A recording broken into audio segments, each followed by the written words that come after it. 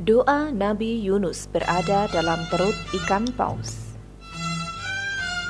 Nabi Yunus merupakan seorang nabi yang unik karena ada dalam agama Samawi, yaitu agama Islam, agama Kristen, dan agama Yahudi.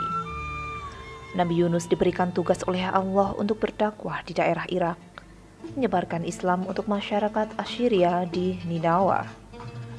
Kaum ini begitu keras kepala, suka menyembah berhala dan banyak melakukan kejahatan, kriminal, dan kekerasan pada sesama manusia. Sungguh sulit mendakwahkan Islam di daerah ini. Hanya ada 2 orang saja yang bersedia mengikuti Nabi Yunus memeluk agama Islam. Pernahkah Anda tahu tentang kisah Nabi Yunus yang ditelan paus? Ada hubungannya dengan kisah sebelumnya. Mari dengarkanlah kisah selanjutnya berikut ini. Singkat ceritanya, 2 orang yang menjadi pengikut Nabi Yunus yaitu Rubil, seorang yang alim bijaksana, dan Tanuh, seorang yang tenang dan sederhana. Begitu jengkelnya Nabi Yunus terhadap kaum Ninawa ini sehingga beliau pergi dengan penuh amarah dan meminta pada Allah lewat doa Nabi Yunus agar kaum Ninawa ini dihukum oleh Allah. Nabi Yunus mengembara tanpa tujuan, tidak tentu arah, dengan penuh rasa bersalah, rasa dosa, dan keputusasaan. Setelah sekian lama mengembara, beliau tiba di pinggiran pantai dan melihat sebuah kapal, dan beliau pun menumpanginya untuk menyeberang lautan. Terjadilah badai yang hebat saat kapal itu berlayar. Disinilah awal mula doa Nabi Yunus selalu diucapkan oleh beliau.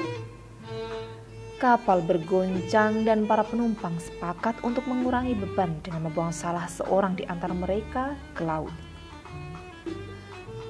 Dilakukan pengundian hingga 3 kali dan Nabi Yunuslah yang mendapatkan undian itu untuk dibuang. Meski awak kapal merasa Nabi Yunus tak pantas dibuang karena beliau adalah orang yang sangat mulia, namun kenyataannya mengharuskan demikian.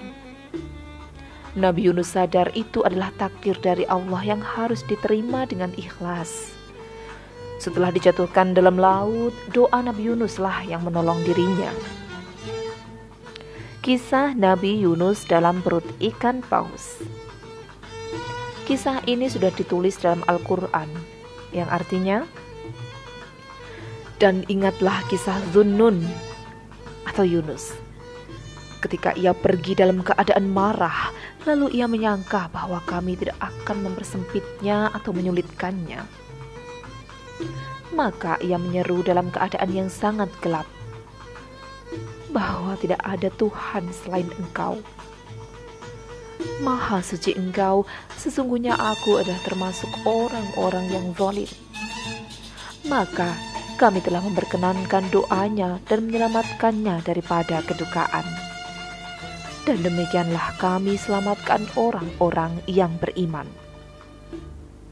Doa Nabi Yunus yang selalu ia ucapkan membuat Allah mengirimkan ikan paus atau ikan nun ke laut untuk menelan Nabi Yunus. Di dalam perut ikan nun tersebut, Nabi Yunus bertaubat meminta ampun dan pertolongan Allah. Ia bertasbih selama 40 hari dengan berkata dengan doa Nabi Yunus yang berbunyi, La ilaha illa anta subhanaka inni kuntu minadz zalimin. Artinya, tidak ada ilah yang berhak diibadahi selain Engkau.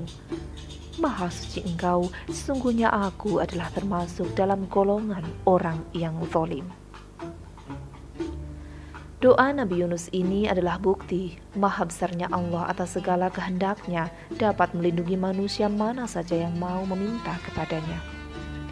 Sungguh Allah maha besar, maha pelindung, maha pemaaf, dan maha kuasa atas segalanya. Masihkah Anda meragukan Allah dengan tidak mau menyembahnya? Mari perbaiki diri dengan menambah amal ibadah kita kepada Allah, memperbaiki ketakwaan dan keimanan. Apabila Anda merasa video ini bermanfaat untuk Anda, silakan klik like dan share untuk mendapatkan doa-doa berikutnya.